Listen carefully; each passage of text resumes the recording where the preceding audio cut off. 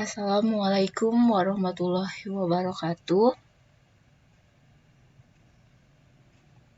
Assalamualaikum warahmatullahi wabarakatuh. Selamat pagi, siang, malam, sesuai waktu mendengarkannya ya. Kembali di mata kuliah kimia klinik dengan materi gangguan hematologi.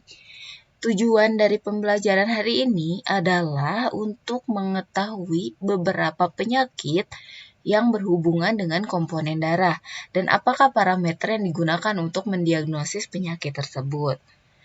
Jadi ketika mendengar kata gangguan hematologi, berarti terganggunya sistem hematologi, di mana sistem hematologi tersebut tersusun atas darah dan juga tempat diproduksinya darah, termasuk sumsum tulang dan juga nodus limpa. Nah, organ yang berperan utama dalam sistem hematologi yaitu darah, di mana sudah saya berikan di materi sebelumnya. Darah merupakan organ khusus yang berada di dalam tubuh, di mana organ ini berbeda dengan organ lainnya karena berbentuk cairan.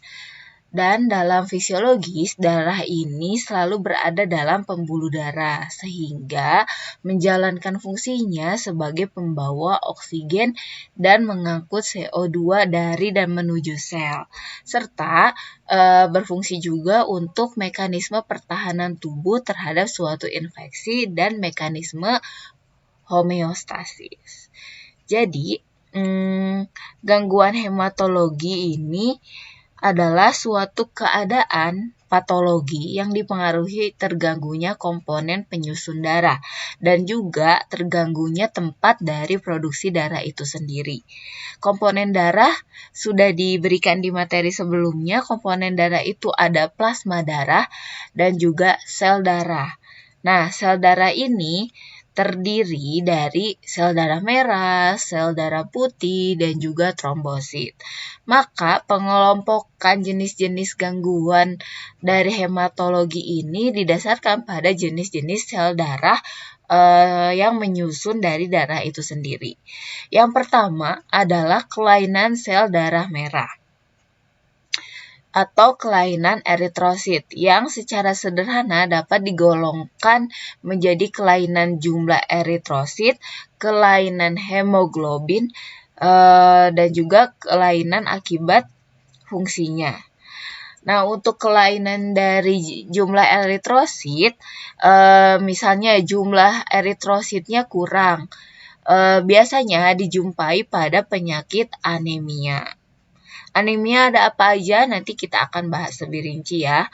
Lalu bisa juga kelainan sel darah merah akibat suatu kecelakaan, jadi kehilangan darah. Jadi itu bisa menyebabkan kehilangan eritrosit. Nah, kalau kebalikannya, jumlah eritrosit yang berlebih dijumpai pada penyakit polisitemia namanya. Jadi kalau kekurangan sel darah merah namanya anemia, kalau kelebihan polisitemia. Lalu apa sih talasemia? Jadi talasemia ini adalah salah satu penyakit di mana terjadi kelainan pada hemoglobin yang merupakan bagian dari sel darah merah. Nanti kita juga bahas ya. Karena pada pertemuan kali ini kita tidak akan membahas semua penyakitnya, namun kita hanya akan membahas secara rinci dari talasemia dan anemia dahulu gitu. Karena nanti untuk kelainan jenis-jenis sel darah lainnya, baik itu kelainan sel darah putih, kelainan platelet, mungkin bisa kalian temui di farmakoterapi baik di tahap sarjana ataupun saat mengambil apoteker. Karena kalau kita bahas semua, ini akan selesai dalam 1 hari ya. Maksudnya nggak mungkin cukup 2 jam karena sudah banyak di talasemia dan anemia. Maka dipilihlah hanya talasemia dan anemia yang paling banyak nih terjadi, terutama anemia di masa remaja kayak kalian, karena usia produktif sering kecapean juga sering mengalami anemia. Lalu kelainan lain dari sel darah penyusun darah itu sendiri ada kelainan sel darah putih. Ya, kalau kelainan sel darah putih atau kelainan leukosit ini bisa diakibatkan oleh jumlah sel darah putih yang kurang ataupun jumlah sel darah putih yang berlebih. Jadi ada limfoma, leukemia, myelodysplasia, myeloma, myelofibrosis.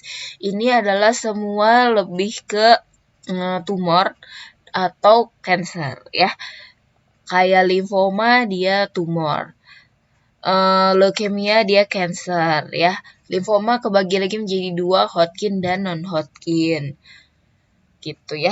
Ini kita tidak bahas, kalian hanya cukup tahu bahwa beberapa kelainan sel darah putih itu ada limfoma, leukemia, myelodysplasia, myeloma, myelofibrosis. Sebenarnya lebih banyak lagi, cuman ini juga yang lumayan sering banyak kasusnya, terutama untuk limfoma dan leukemia. Nah, kalau yang leukemia ini adalah sel darah putih yang berlebih ya. Lalu ada kelainan platelet.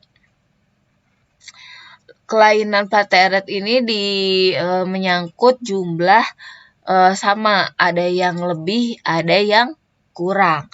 Nah, kalau yang kurang disebutnya trombositopenia. Nah, kalau yang tinggi disebutnya trombositosis.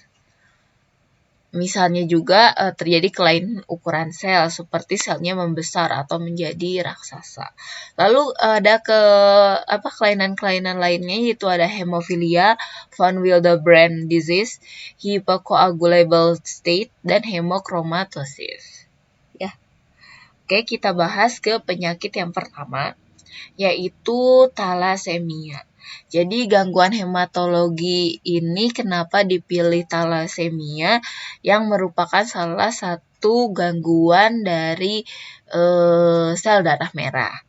Jadi thalassemia adalah kelainan darah bawaan yang dapat menyebabkan pembentukan hemoglobin yang abnormal. Gangguan ini mengakibatkan kerusakan sel darah merah yang berlebihan dan menyebabkan anemia. Jadi gejala utama dari thalassemia salah satunya adalah anemia. Nah, thalassemia ini dapat disebabkan oleh faktor resiko dari riwayat keluarga penderita thalassemia atau carrier. Contohnya nih, ibunya menderita thalassemia. Nah, bapaknya dia carrier, hanya membawa gen, tapi dianya tidak menderita thalassemia atau dia menderita minor. Nah, ini jika melakukan perkawinan, anaknya sebagian besar akan mengalami thalassemia. Ya. Bukan 50% menderita thalassemia dan 50%-nya carrier. Nah, kalau dua-duanya menderita thalassemia bagaimana? Nah, ini kemungkinan besar anaknya akan mengalami thalassemia. Dan apa bahayanya? Anaknya bisa meninggal ya, karena thalassemia ini cukup berbahaya penyakitnya. Lalu kalau ibunya normal dan ayahnya carrier, kemungkinan anaknya akan carrier, tidak menderita thalassemia atau hanya menderita yang minor. Nah, jika ibu bapak carrier, kemungkinan ada satu anak yang mengalami thalassemia mayor, sedangkan anak lainnya bisa carrier ataupun tidak mengalami thalassemia. Kebetulan saya punya teman dan satu keluarga, ayah ibunya itu carrier thalassemia, dan teman sayanya itu hanya carrier, tapi adiknya mengalami thalassemia sejak bayi. Jadi sampai sekarang harus tetap ditransfusi darahnya. Begitu ya. Jadi thalassemia itu banyak disebabkan oleh riwayat keluarga yang memiliki gen thalassemia. Dan biasanya suku apa aja yang mengalami thalassemia? Biasanya Asia, itu ada Cina, lalu suku Mediterania, ada Afrika, Amerika. Di Indonesia juga cukup lumayan ya kasus thalassemia. Jadi, talasemia ini adalah kelainan akibat kerusakan pada gen. Jadi, karena tadi kan sudah dibahas ya, talasemia itu adalah suatu kelainan yang menyebabkan pembentukan hemoglobin yang tidak normal. Nah, kenapa bisa tidak normalnya? Karena ada kelainan atau kerusakan pada gen yang berperan dalam memproduksi protein yang menyusun pembentukan hemoglobin. Sehingga proses pembentukan hemoglobin atau sintesis dari hemoglobin ini berjalan tidak normal atau mengalami abnormal. Akhirnya mengakibatkan sel darah merah yang terbentuk pun tidak normal. Makanya gejalanya bisa anemia. Ini bisa dibandingkan ya. Jadi sel darah merah normal itu bentuknya bulat. Nah, namun ketika mengalami talasemia terjadi kelainan bentuk dari sel darah merah karena pembentukan hemoglobin yang merupakan bagian sel darah merahnya pun terjadi secara tidak normal, akhirnya mempengaruhi dari bentuk sel darah merah itu sendiri.